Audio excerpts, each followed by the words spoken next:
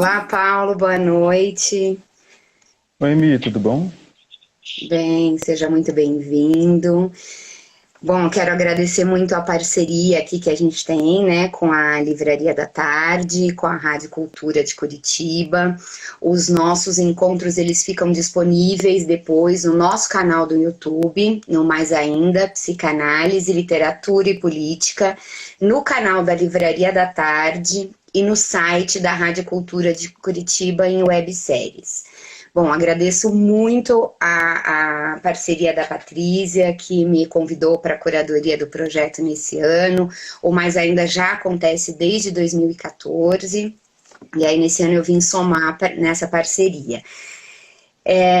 Quero agradecer muito, Paula, ter aceito esse convite. É uma pessoa com quem eu tenho uma honra de conversar. Você sabe o quanto que eu admiro aí o seu trabalho, né? Um companheiro do Fórum do Campo Lacaniano, da rede do núcleo de pesquisa, né? De sociedade da PUC de São Paulo.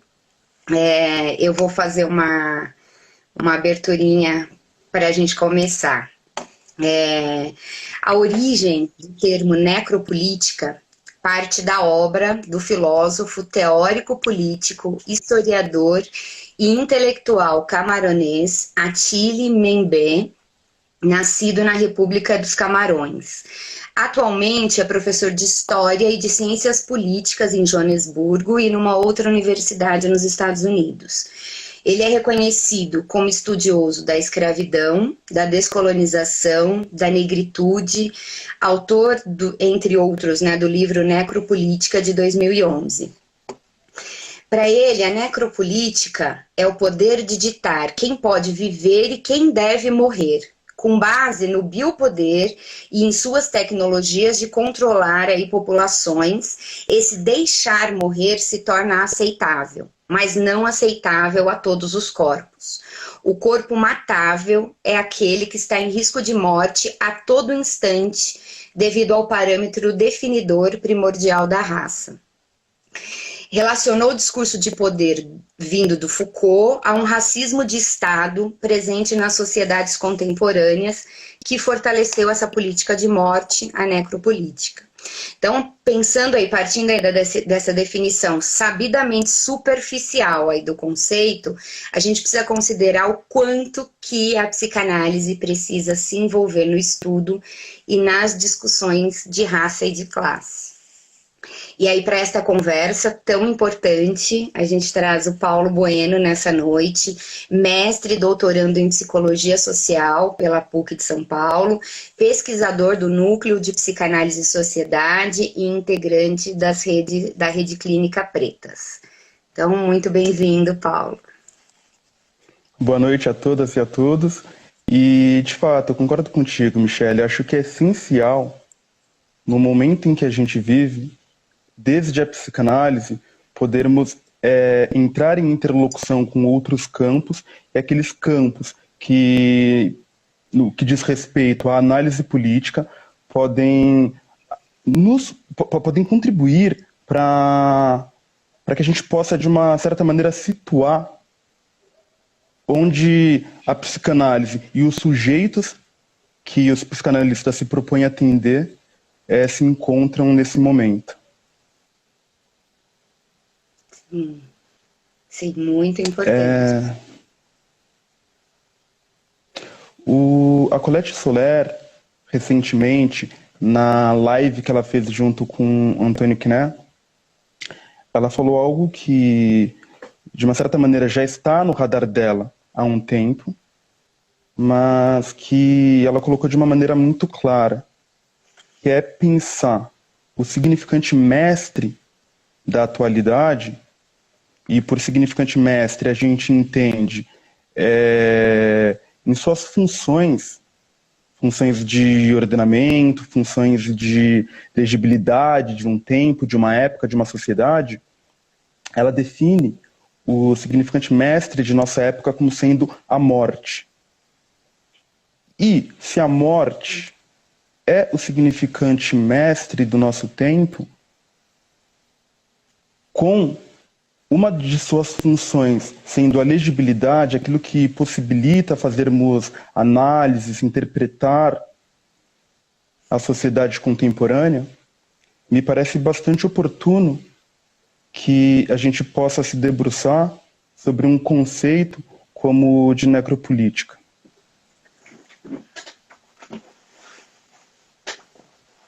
Sim, acho que é super importante, né? A gente pensar que a psicanálise tem muito a ver com isso, né? Uhum.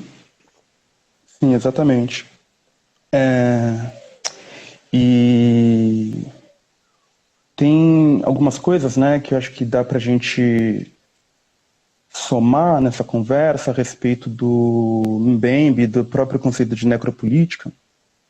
Ele é um conceito que vem sendo falado bastante nos últimos anos, tem sido muito discutido, muito debatido, produções acadêmicas vêm sendo feitas em torno desse conceito, muitas discussões e conversas que a gente acompanha.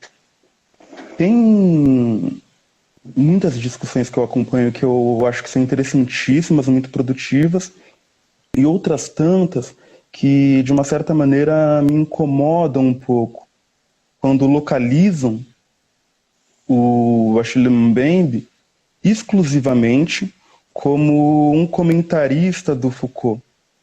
Naturalmente, o conceito de necropolítica ele se desenvolve a partir da biopolítica Foucaultiana.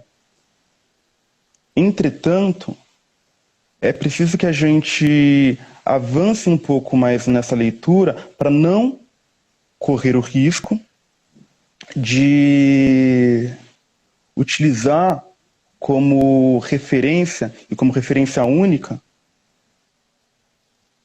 a sua ligação com um certo tipo de pensamento que é o pensamento europeu.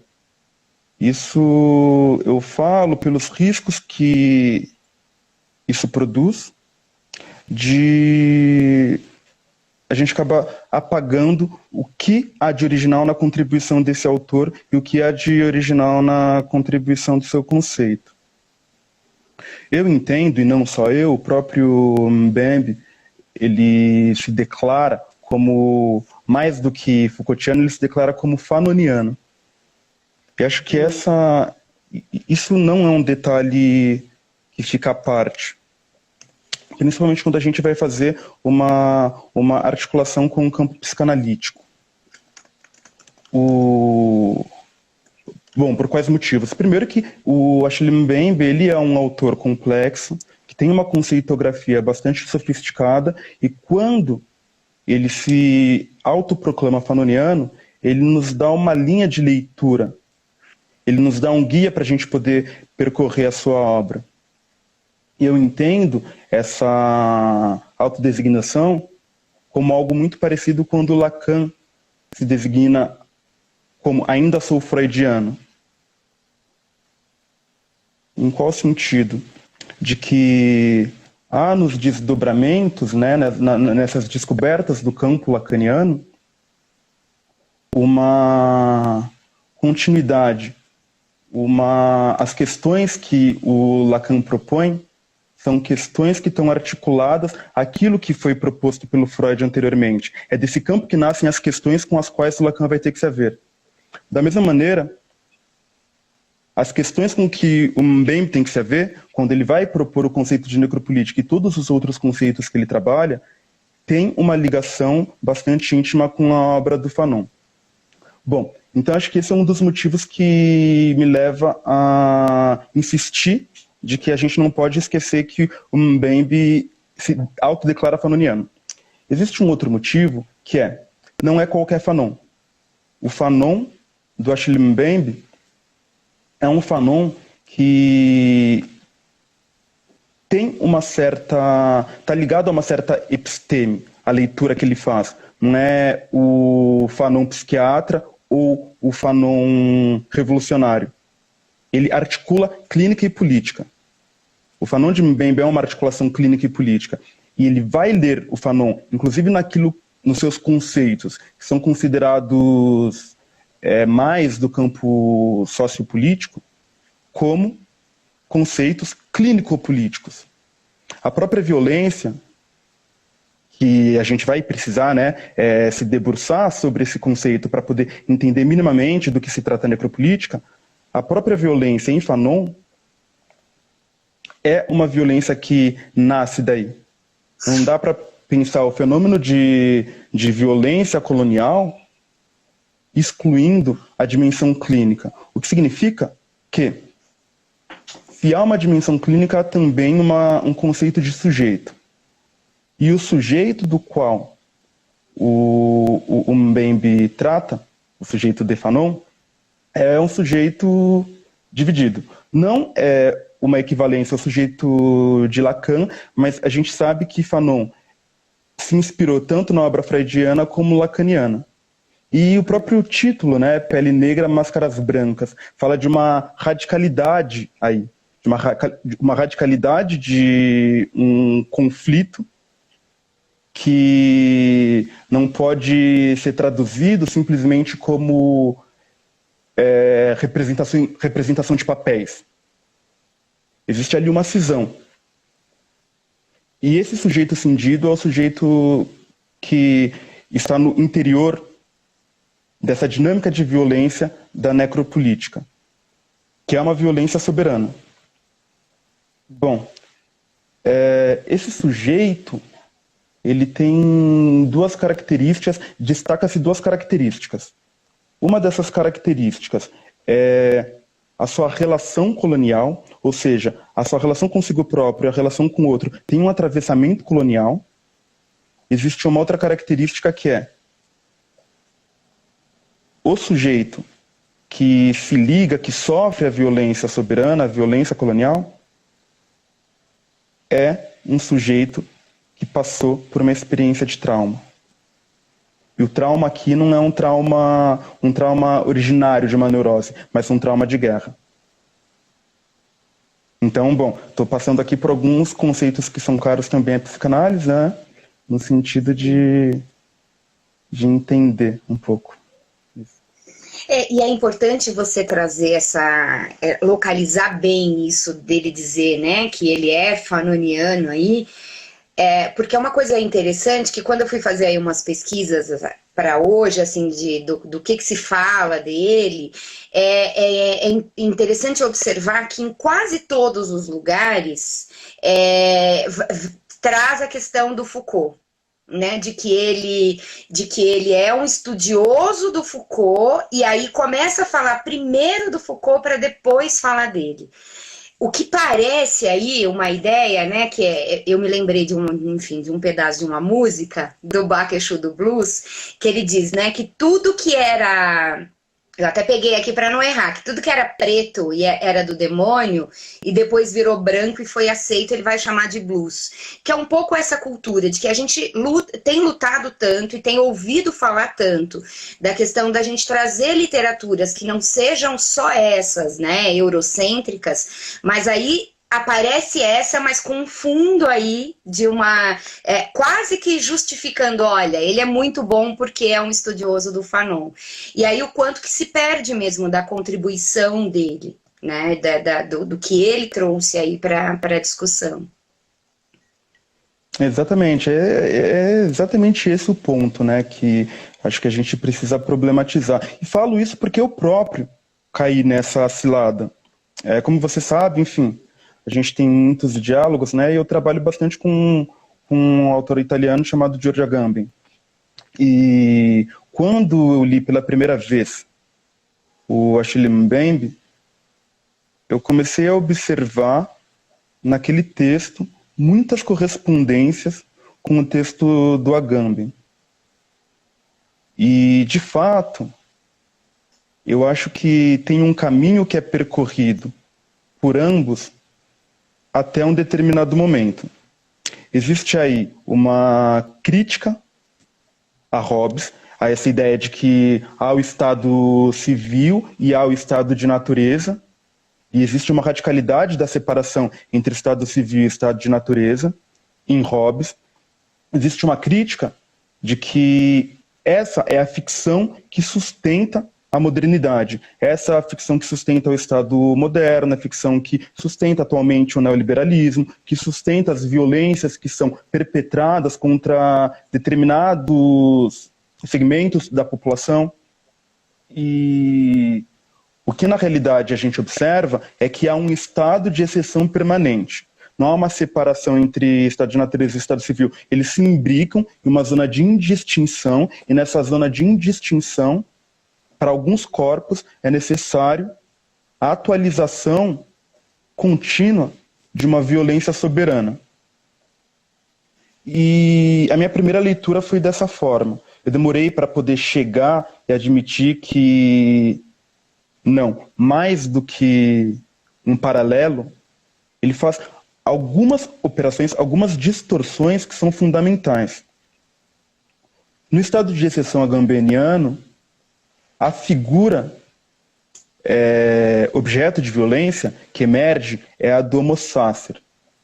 E ele constrói essa figura, ele resgata essa figura do direito romano, porque a ideia do italiano é exatamente poder trazer a um primeiro plano os aspectos jurídicos e políticos. Essa expulsão do campo do direito e do campo da política. Aquele que é destituído do seu estatuto político, do seu estatuto de cidadão na modernidade, né? E que também é totalmente desprotegido do campo legal. E ao mesmo tempo ele é recapturado por esse campo para poder sofrer a violência soberana. Através de uma discursividade do direito, é possível realizar uma violência soberana sobre esses corpos. Através de uma discursividade de politização, é possível também realizar essas violências. Bom, esse deslocamento que é realizado pelo Achille Mbembe é um deslocamento que ele inclui a ideia da colonização, ou seja, tem uma continuidade aí. Não adianta a gente pensar exclusivamente nos horrores que foram praticados na Segunda Guerra Mundial e a partir daí, dos campos de concentração, a gente vai entender uma violência absoluta, mas não, isso sempre ocorreu desde o início do sistema de escravização. E mais do que isso, além de pensar o colonialismo também como uma produção necropolítica, uma produção de estado de exceção, também poder pensar o sujeito que sofre essas violências. Naturalmente precisa de todo um aparato jurídico para poder fazer essa expulsão do campo do direito e a sua recaptura para que se possa atualizar as violências, mas também só a expulsão do campo jurídico-político não é suficiente para poder definir o que seja essa dominação absoluta. No texto da Necropolítica, ele vai afirmar: o escravo, ele é o protótipo, ele é o sujeito emblemático dessa violência. Por quê? Ele foi destituído da política, ele teve uma outra perda, que foi a perda do próprio lar, e para o próprio lar a gente pode pensar desde a retirada, né, da África, ou da submissão dos indígenas aqui no nosso território, até contemporaneamente o proletário na sua casa, os trabalhadores sem teto, por exemplo. Tem uma destituição do lar, então, e tem também uma destituição dos direitos sobre o próprio corpo, que ocorria na escravidão e, em certa medida, também acontece toda vez que se implementa a violência de um estado de exceção. Então, ele vai trazer uma outra figura, que é essa figura do escravo. E mais do que somente o escravo, ele vai pensar, de fato, no negro. O negro como aquele que inaugura esse processo de violência necropolítica, inaugura no sentido de... inaugura enquanto objeto, né, dessa violência, mas também o negro na contemporaneidade, não apenas como sujeito racializado, mas nessa extensão contínua de grupos e segmentos que podem sofrer a violência necropolítica. Então ele acaba sendo uma figura, uma imagem que define tanto as políticas como as subjetividades. Porque o grande objetivo de todos hoje é não ser o negro ou não ser confundido com o negro. Tanto racialmente, aqui no Brasil, mas, bom, a depender do país, você não vai querer ser o negro por ser árabe. Não vai querer ser o negro por ser mulher, inclusive aqui no Brasil. Não vai querer ser o negro por uma outra série de situações ou estigmas, né? E isso constitui a subjetividade de uma fuga contínua do que é ser o negro. Como eu já havia mencionado, o conceito de necropolítica ele se articula à ideia tanto do capitalismo, um capitalismo que nasce desde o colonialismo, mas também a versão atual do capitalismo, que é o neoliberalismo. De tal modo que ser o negro, essa figura, é estar no lugar de uma não produtividade. Não porque o negro tenha sido improdutivo durante os séculos, mas ideologicamente esse é o lugar das massas indesejáveis, das massas que vão ser excluídas pelo neoliberalismo. E necropolítica basicamente trata da possibilidade de extermínio das massas indesejáveis constituídas pelos negros. Uhum. Enquanto você estava falando, né, eu fiquei pensando aqui... Eu só vou fechar a porta aqui, mas eu estou te escutando, tá bom? Tá.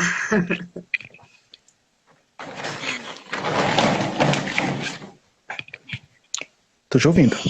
Enquanto você estava falando aí, eu fiquei pensando, né, essa questão de como se traz muito... Vou trazer outra música, né? O Emicida tem numa das músicas dele, que agora eu não vou me lembrar qual é, ele diz assim, né? A dor dos judeus choca, a nossa gera piada. E não é tão incomum, se a gente pensar, o quanto que se tem aí de investimento e tudo na questão da história aí, né, dos judeus, e que sem dúvida nenhuma não tem nenhum objetivo de comparar sofrimento, enfim, a gente sabe o quanto que isso é impossível. Mas o quanto que se tem de investimento, de produção, de produção cultural, inclusive, sobre toda a história, sobre toda a questão do Holocausto, o quanto isso traz uma penalização. É muito comum a gente ouvir as pessoas falarem sempre, remeterem a esse período da história como algo do horror, algo que foi tão difícil, e aí fala da questão dos trens, né, dos campos de concentração, mas não é tão comum as pessoas fazerem a mesma reflexão em relação a todo o período de escravização, em que tem algumas questões aí que eu acho que são muito próximas, inclusive, né? A questão dos navios, da desumanização, quando se fala dos campos de concentração, mas o que foram as senzalas, e de um período histórico muito maior, inclusive, né? Anterior e muito maior. E que não é comum ver as pessoas fazerem essas reflexões, né? E eu acho que é importante também a gente trazer isso para a discussão. Mais uma vez, sem querer comparar ou dizer que uma dor é maior do que a outra, a gente não tem a menor intenção de fazer isso, mas de pensar um pouco quanto que também está enraizado, sobretudo aqui no Brasil, essa questão da dificuldade de reconhecer até a própria dor, até a própria história, eu diria. Uhum. De fato, eu concordo contigo. Eu concordo contigo e, bom, avaliando a nossa história, ela é uma história que tentou a todo momento apagar o que houve. E desde o início, a política de branqueamento aqui em São Paulo, no final da década... São Paulo, no Brasil, né, mas acho que ficou muito marcado aqui em São Paulo, no final do século XIX, e no início do século XX, era uma proposta declarada de conseguir, através da miscigenação, um clareamento gradual da população, até que, em um cálculo que era feito de décadas, né, 7, 8 décadas, conseguir branquear completamente a população. Bom, e de uma certa maneira, e foi uma política, não é que foi simplesmente uma ideologia, foi uma ideologia, obviamente, foi um ideal, mas foi também uma política, o que significa investimentos massivos para a chegada de europeus, portugueses, italianos, em sua maioria, mas também uma política de emprego, de empregabilidade. Quem pode ter as terras, quem vai trabalhar, uma ideologia de uma capacidade técnica maior por parte dos europeus para o trabalho com a agricultura, o que é um absurdo, porque durante 3 séculos de escravização, os negros eram hábeis para a agricultura, e a partir do momento em que ela é abolida, já não são mais hábeis para tanto. E essa política, ela tem uma característica bastante importante para a gente poder pensar a ideia de necropolítica, que é, ali, no começo do século XX, foi o início da precarização de trabalho do negro. O início dessa precarização de trabalho em que ele foi colocado de lado e pela primeira vez se construiu sobre o negro o ideário e a ideologia de uma improdutividade. E daí a ideia de vadiagem, as leis de vadiagem, as perseguições, a impossibilidade de você fazer qualquer tipo de manifestação cultural em um espaço público, porque você era perseguido, a necessidade de você comprovar que trabalhava. E acho que isso marca a vida dos negros periféricos durante todo o século XX. O quanto a carteira de trabalho, depois que ela foi inventada, era como se fosse o documento que te livraria, uma vez que você fosse abordado pela polícia, a polícia soberana, de ser tomado como esse improdutivo, de ser tomado como o negro nos termos mbembianos. Bom, isso se mantém até hoje. Talvez tenha alguns pequenos deslocamentos, os anos de 2000, 2010, com as políticas afirmativas. Essa carteira de trabalho mudou para alguns, não para muitos, né? Mas para alguns. Começou a ser a carteira de estudante, se você vai ser pego no seu bairro, numa batida policial, a carteira de estudante vai te proteger. Olha, não sou improdutivo, eu não sou o negro, apesar da cor da minha pele. E atualmente, com o desmonte das políticas públicas, das políticas afirmativas, me parece que o que nos espera é que esse comprovante de que não sou o improdutivo acaba sendo o isopor do iFood e do Uber Eats. Uhum. O que me possibilita andar de bicicleta em determinados bairros sem ter o meu corpo tomado por uma violência extrema. Ou seja, sempre é necessário ter que provar alguma coisa. E nisso, acho que dá para a gente entrar em um aspecto que ele trabalha bastante em necropolítica, que é a ideia de que a necropolítica necessariamente significa que é preciso entrar em contato com o discurso da morte. Ele fala que existem 2 vias. Por um lado, aquilo que ele chama de lógica do martírio, e de outro lado, a lógica da sobrevivência. A lógica da sobrevivência basicamente preciso sobreviver acima de tudo. Tenho que sobreviver a qualquer custo. Tenho que sobreviver a qualquer custo significa não posso ser confundido com esse sujeito emblemático das violências que é o negro. Quando se tem recursos, é um pouco mais fácil você fugir dessa situação emblemática. Quando você é branco e homem e heterossexual, é um pouco mais fácil você fugir de ser colocado, né, no lugar dessa figura. Quando não, você precisa dar um jeito. E é exatamente aí que tem a passagem para a lógica do martírio. Não é exatamente assim como o Mbembe trabalha, mas eu acho que para poder dar fluidez à nossa discussão, eu vou pular as definições conceituais dele para já pensar aquilo que eu estou desenvolvendo em cima disso. Que tem uma passagem. A gente sai dessa lógica da sobrevivência e vai para a lógica do martírio. Para que eu possa continuar sem ser a vítima dessas violências, a minha saída é poder trabalhar até a morte. Seja entregando comida, seja me arriscando em cima de uma bicicleta, seja estudando diuturnamente para conseguir os meus títulos de pós-graduação, seja, uma vez que eu conseguir um determinado cargo em uma empresa, trabalhar durante toda a madrugada, e literalmente, em frente ao meu prédio, tem um prédio comercial, que a galera trabalha de madrugada, eu vejo pela minha janela, assim, 1, 2 da manhã a galera trabalhando. Então é esse sujeito que defende um discurso de produtividade, mas por trás existe na realidade uma lógica de sobrevivência. A Colette Soler, para a gente trazer aqui para o campo psicanalítico, curiosamente no Adventista do Real, foram seminários que ela deu durante acho que o ano de 2016 e 2017, ela também vai fazer uma distinção entre uma lógica do mártir e a lógica da sobrevivência. Quanto à lógica da sobrevivência, a conclusão é a mesma, que é a mesma do Mbembe, né, que fazemos tudo para viver, para poder sobreviver, é como se só isso importasse hoje em dia. E a lógica do martírio, ela vai falando como nas guerras anteriores havia algo além da sobrevivência.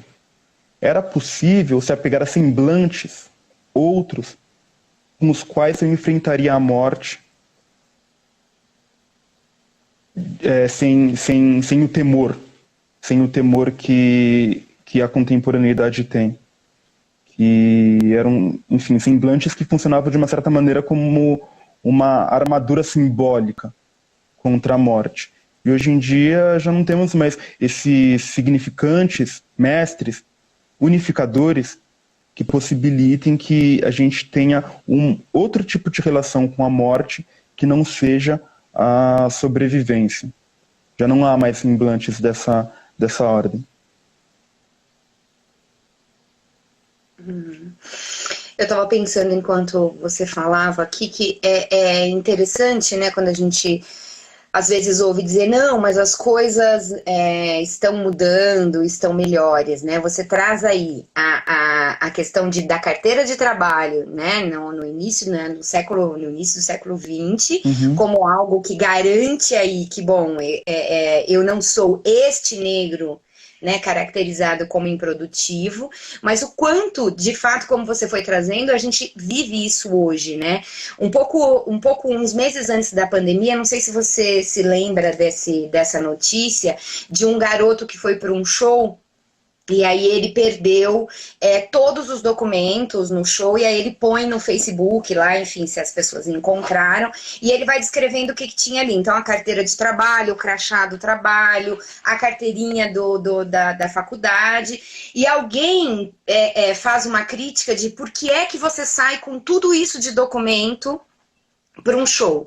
E ele diz, porque eu preciso comprovar que eu trabalho, que eu estudo, para eu não ser agredido, para eu não ser preso, para eu não ser morto.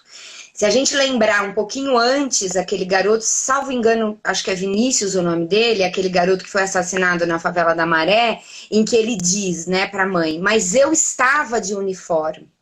Porque aquilo é o que garantiria que, bom, para não ser confundido ali com os outros garotos, como se eu tivesse o direito de matar os outros, né? Mas como uma proteção, o uniforme. E o quanto isso é de agora, né? A gente vive isso hoje, todos os dias, assim. E aí o que você falou, né? A coisa da bicicleta, do isopor, do iFood, do Uber Eats, para garantir que, olha, estou andando de bicicleta aqui, estou de moto aqui, mas estou trabalhando. Exato, porque não é exclusivamente uma morte de fato, enquanto extermínio da vida. Tem essa dimensão que é colocada, mas tem a dimensão psicológica também. As subjetividades, elas se constroem com o temor dessa morte. Poxa, olha o tamanho da violência, né? Eu estava de uniforme, eu tentei entrar dentro dessa lógica, mas não consegui. Essa necessidade que estamos impelidos a tentar entrar nessa lógica para não morrer é o que o Achille Mbembe chama de atmosfera de morte. A gente vive uma atmosfera de morte, a gente respira morte o tempo todo. Tem um termo que ele se utiliza, que é o de nano-racismo, muito parecido com o conceito que a Grada Quilomba usa de racismo cotidiano, que mostra como o racismo está nessas entranhas, nos mínimos detalhes, em um olhar, em um gesto, na solicitação de um documento para poder passar para algum lugar, e tudo isso constitui esse micro-racismo que acaba constituindo a vida cotidiana, a subjetividade, de tal modo que uma das coisas que mina, e através dessa forma de operar, que é a necropolítica, e que mina com, enfim, toda a saúde psíquica do sujeito, é através dessa morte atmosférica. Eu vi um vídeo hoje, uma notícia e consequentemente um vídeo, em que um sujeito, ele é um sujeito negro, soteropolitano, e creio que a questão dele não foi nem por ser negro, mas foi por ser gay. Porque, bom, o homossexual, ele também é o negro, né? Ele tentou entrar em uma loja, em um mercado, em uma rede de supermercados grande, e ele estava com um short curto. E o segurança não deixou ele entrar porque ele estava com um short curto. E falava que, bom, aqui tem crianças, você não pode entrar com esse short curto. Ele falou, olha, mas tem mulheres aqui que tem um short maior do que o meu, menor do que o meu. Você não está deixando eu entrar. E aí foi uma coisa muito bizarra, porque o segurança insistia, mas você é homem ou você é mulher? Porque se você falar para mim que você é mulher, aí é diferente. Ele ficou insistindo nessa pergunta. Você é homem ou você é mulher? Você é homem ou você é mulher? Você é homem ou você é mulher? E o cara, lógico, a todo momento ele falava, eu sou homem. Bom, o que tem aí? Primeiro, que esse segurança, abalado na sua masculinidade, não aceita uma outra forma de masculinidade que não seja a masculinidade padrão. Segundo momento, a questão da violência e da nanoviolência, que é, se você falar que você é mulher, eu te deixo passar. Uhum. E era isso que ele estava, de fato, transmitindo, e eu acho que ele deixaria passar. Isso é uma violência enorme. Não porque... Bom, enfim, é uma violência enorme que aí tem a ver também com o Mbembe, que ele vai falar, quando ele discute a ideia de nanorracismo, né? De que é preciso humilhar tanto essas massas indesejáveis, mostrar que, olha, você está dentro, mas você é indesejável, para que você continue sendo um lobo, mas sem pele de cordeiro. E por lobo, aí eu estou voltando ali no começo para falar sobre o Hobbes. O lobo é homem do... O lobo... o homem é lobo do... Bom, enfim. O homem é lobo do homem. Isso. Porque é isso. O indesejável, ele continua sendo o lobo. Ele continua sendo aquilo que eu projeto da minha própria agressividade, da minha própria animalidade, se podemos falar assim, no outro. Tudo aquilo que é meu, toda a minha agressividade eu projeto nesse outro. Ele é o lobo. Continuo vendo ele como lobo, mas ele vai ter que se vestir como se fosse um cordeirinho para poder entrar no meu espaço. Ele vai ter que ser humilhado e eu vou jogar essa humilhação na cara dele o tempo todo. Então, se você falar que você é mulher, você pode entrar. E aí a humilhação, obviamente, não é por ser mulher, mas esse tipo de masculinidade não é aceita aqui. Uhum. Essa que é a humilhação. Sim. E você estava falando do trabalho, né, das pessoas trabalharem até a morte aí para como uma possibilidade de vida, né? A Colette Soler também traz essa questão no Adventes do Real, né? Uhum, Lá no cursinho lá no cursinho popular que acontece, que tem dentro do núcleo de consciência negra da USP, a gente pensou bastante essa questão assim com a política de cotas, né? A USP foi uma das últimas aí a aderir à política de cotas, e quando a gente vivia dois momentos assim ali, né? De ouvir uhum, esses alunos que entraram, então eles saem desse lugar da exclusão, mas eles uhum, seguem num lugar constantemente da exceção, que é o de estão ali dentro, mas eles não estão. Ainda que passaram, ainda que estejam ali, que concorreram, que fizeram a prova e que tiveram a condição de estar dentro, tem uma questão que você está, mas você ainda está muito aquém dos outros que estão aqui.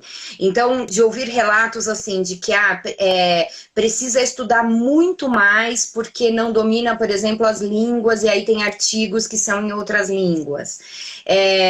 Dentro da faculdade de Direito, aí é um outro coletivo, mas a gente teve acesso a alguns relatos de lá também, em que eles vão dizendo assim, que todos os dias eles são questionados com: você estuda aqui?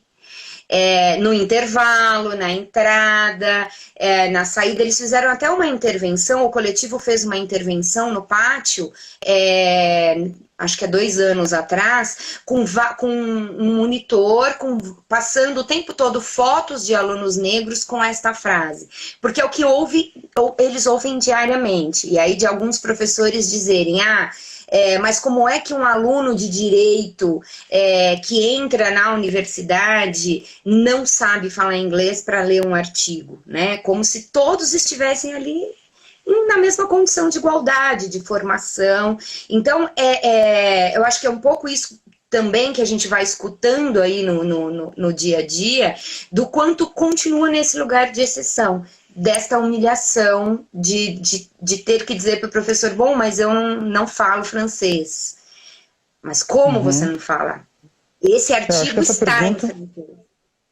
pois acho que essa pergunta ela precisa ser invertida em 2020. A gente está vendo vários movimentos de questionamento. Tem um podcast que eu escuto, assim, com uma galera da arquitetura e urbanismo, pensando muito à frente, assim, sabe? Da mesma maneira que eu acho que a gente começa a questionar no nosso campo, e esse questionamento eu acho que vai conduzir à devolução dessa pergunta de uma maneira invertida para esse professor, que diz, né?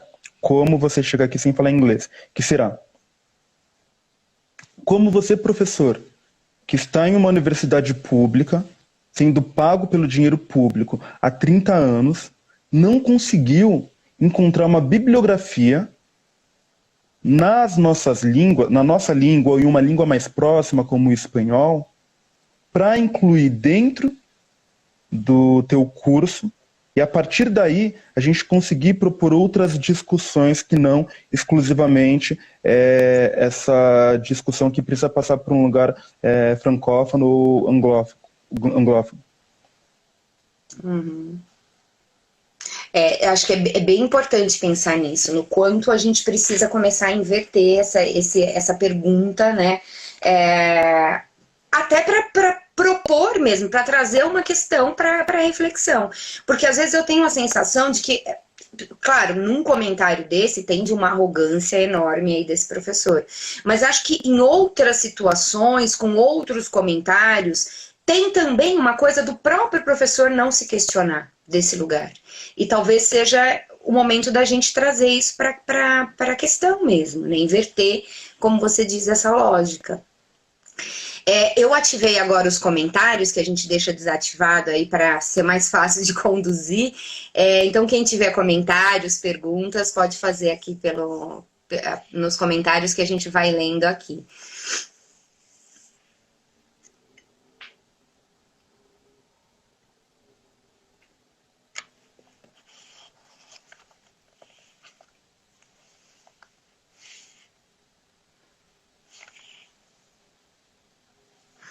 Você foi dizendo também um pouco do quanto que tem nuances aí, menos exploradas, talvez, dentro desse conceito da necropolítica, né? Acho que você já trouxe até algumas, você acha que tem outros aspectos aí que é importante a gente pensar? Eu gostaria, eu acho que, bom, enfim, né, até para a gente poder fazer jus ao título dessa live, Necropolítica e Psicanálise, pensar um pouquinho, talvez, a articulação entre a psicanálise com a necropolítica. E eu acho que eu não trouxe, talvez, ainda algo daquilo que eu pensei.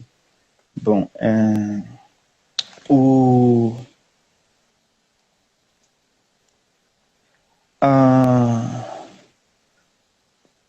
A Colette Soler, ela também trabalha em diversos textos a questão do traumatismo generalizado, para poder pensar o que são esses grandes fenômenos traumáticos.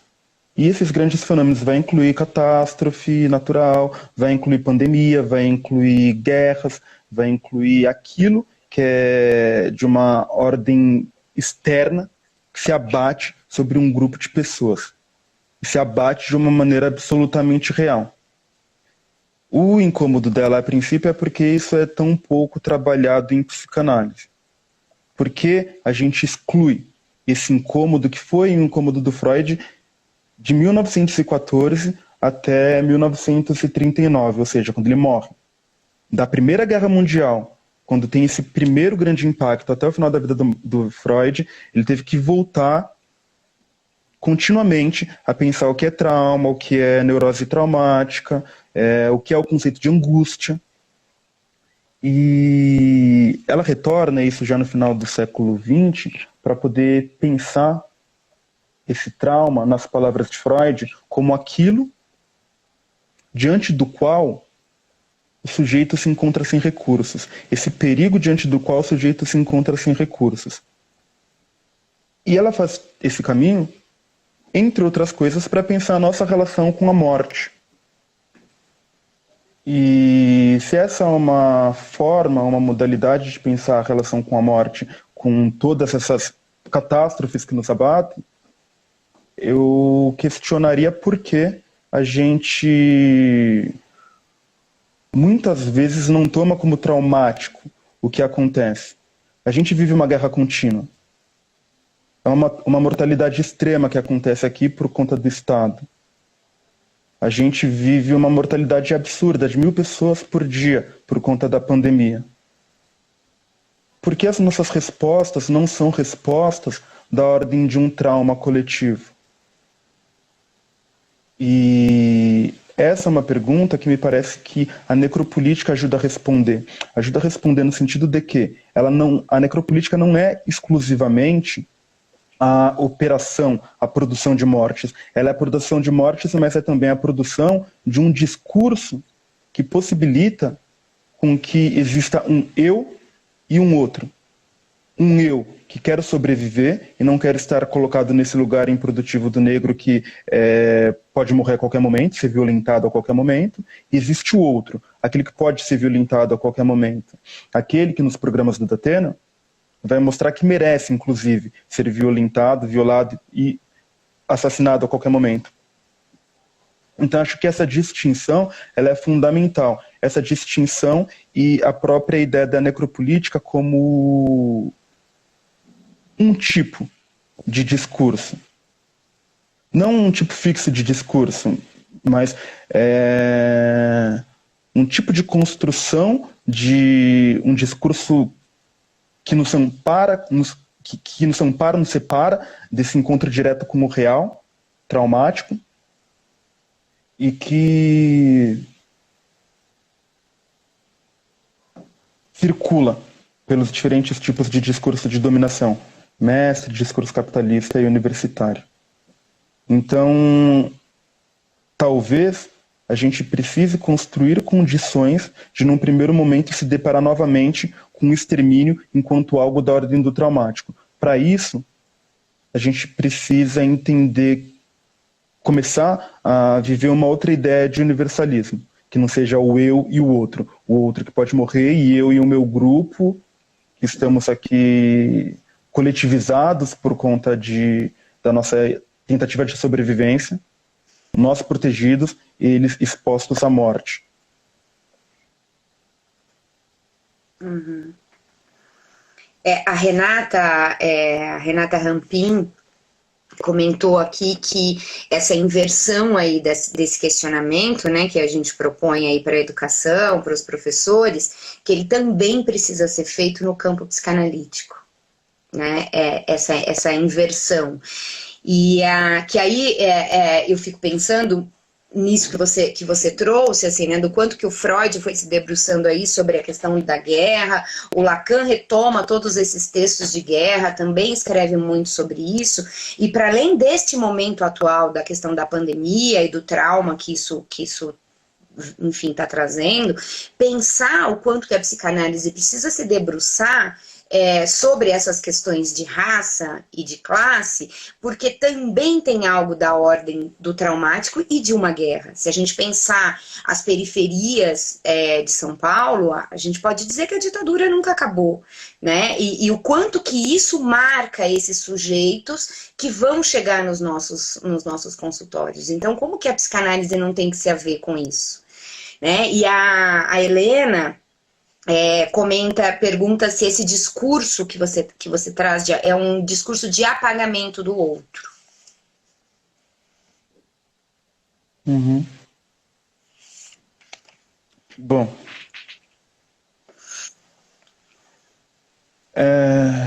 o comentário da Renata, primeiramente, né? Agradecer primeiramente as questões e de fato, eu acho que o campo psicanalítico precisa e já está mais do que na hora de ter que repensar diversos pontos que estão colocados aí e que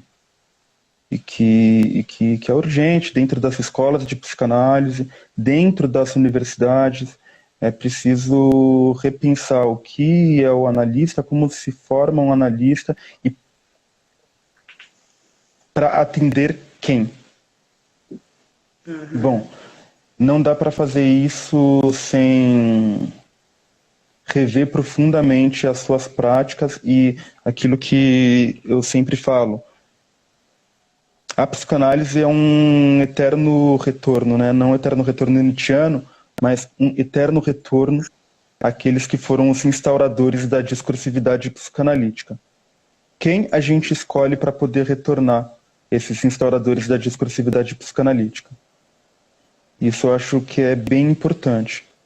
E, pelo que vejo, dificilmente se escolhe autores e autoras fora desse cânone. Bom, quais são as políticas para uma diversificação real dos analistas em formação dentro das escolas? E em relação à pergunta da Helena, é um discurso que produz de fato o apagamento do outro. Tem uma frase, eu até postei hoje no Instagram, né, que é da Colette Soler, que o discurso, quando há discurso, é porque a gente já não está no campo de uma total selvageria entre nós, mas não necessariamente para... Pode falar. Você consegue repetir? Porque falhou, pelo menos para mim aqui falhou, eu não consegui pegar o que você citou inteiro. Perfeito. A Colette Soler afirma: quando estamos no campo do discurso, já não estamos mais no campo da selvageria. Quando eu digo que entendo a necropolítica como um discurso, ele é um discurso que possibilita a gente encarar o extermínio do outro como algo, ok, e não trazer esse outro para o nosso discurso. Ele é um discurso que serve como tela contra esse real do extermínio do outro. E não necessariamente que a gente quer um diálogo com esse outro. O texto Necropolítica ele está num livro do Achille Mbembe que chama Políticas da Inimizade. E precisa entender a necropolítica no contexto das políticas de inimizade. Bom, política de inimizade é algo que faz referência a um justo filósofo do direito nazista, que é o Carl Schmitt. Mas tem uma pequena diferença entre o que é colocado pelo Carl Schmitt e o que é colocado pelo Mbembe. O Schmitt entende a inimizade como uma forma de fazer política, uma forma de gestar, de administrar. Mbembe vai trazer a ideia de inimizade para falar não de uma tentativa de uma comunicação e dominação do outro. A inimizade, ela serve para exterminar o outro, não para reconhecê-lo enquanto tal, e a partir daí um discurso de dominação. Serve para exterminar. Ou extermínio de fato, ou extermínio subjetivo, quando há algum discurso, né, um eu e um outro, né, na realidade um agente e um outro, que vai ser para poder instaurar esse nano-racismo, essa atmosfera de morte.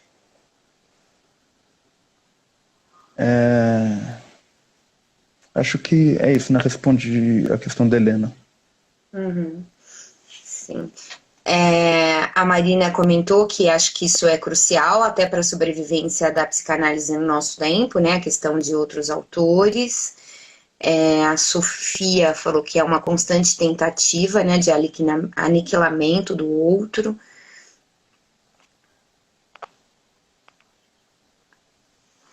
Eu acho que, bom, de questões foram essas, né? Mas eu fico pensando que... Oi? Pode falar. O quanto que é urgente, né, para além de, bom, como se fosse pouca coisa, tudo isso que a gente já falou aqui, né? Mas talvez a democratização da psicanálise. Né? Acho que esse é um caminho aí, trazer para a discussão, trazer outros autores, se questionar desse lugar, poder pensar sobre tudo isso que acontece agora no nosso tempo, que a gente precisa se haver com isso, também uma democratização, né? A gente ainda tem uma psicanálise elitista e branca. Sim. Eu concordo contigo. Concordo contigo que, de fato, a psicanálise ela precisa ir se reinventando, né? Eu queria, para finalizar, até pelo nosso tempo, né, acrescentar um último ponto, que é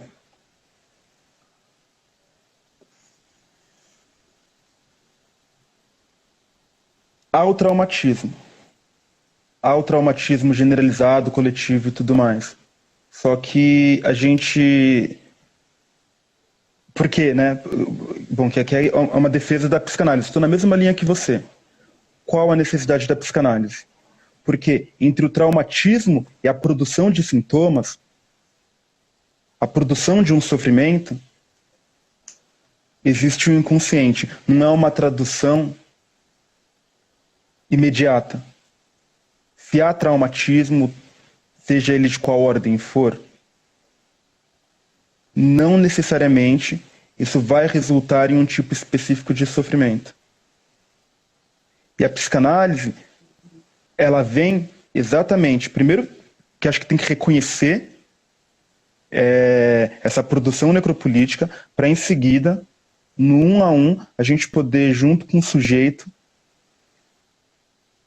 conduzir a questionar o que desse real que me impactou fez com que esses sintomas